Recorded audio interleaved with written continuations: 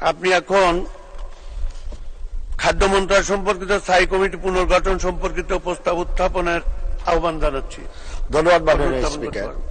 মাননীয় সংসদ নেতা সদর অনুমতি ক্রমে তার পক্ষে আমি নুরে আলম চৌধুরী বাংলাদেশ জাতীয় সংসদের চিফ হুইপ প্রস্তাব করছি যে গণপ্রজাতন্ত্রী বাংলাদেশের সংবিধানের ৭৬ অনুচ্ছেদ অনুযায়ী জাতীয় সংসদের কার্যপ্রণালী বিধির ২৪৬ বিধি অনুসারে ২৪৭ ও ২৪৮ বিধিতে বর্ণিত কমিটি নিয়োগ, কমিটি গঠন ও কমিটির দায়িত্ব পালনের জন্য নিম্নে উল্লেখিত মাননীয় সংসদ সদস্যগণের সমন্বয়ে দ্বাদশ বাংলাদেশ জাতীয় সংসদে খাদ্য মন্ত্রণালয় সম্পর্কিত স্থায়ী কমিটি পুনর্গঠন করা হোক। জনাব শাহজাহান খান ২১৯ মাদারীপুর ২ সভাপতি, ভারপ্রাপ্ত মন্ত্রী অথবা প্রতিমন্ত্রীর সদস্য। জনাব মোহাম্মদ মকবুল হোসেন ৭০ পাবনা ৩ সদস্য। জনাব আব্দুল্লাহ আল ইসলাম জাকব ১১৮ ভোলা ৪ সদস্য। জনাব মোহাম্মদ মোস্তফা আলম ৪২ বগুড়া ৭ সদস্য।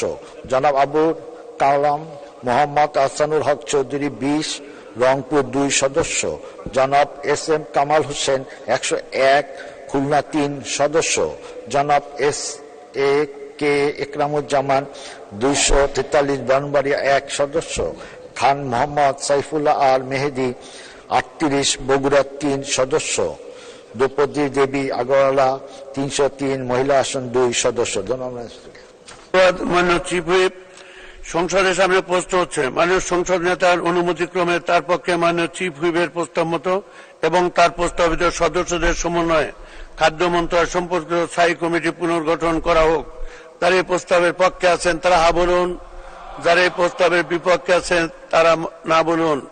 হা জয় যুক্ত হয়েছে, হা জয় যুক্ত হয়েছে, হা জয় যুক্ত হয়েছে। অতএব প্রস্তাবটি সংসদের সর্বসম্মতিক্রমে গৃহীত হল এবং খাদ্য মন্ত্রণালয় সম্পর্কিত স্থায়ী কমিটি পুনর্গঠিত হল।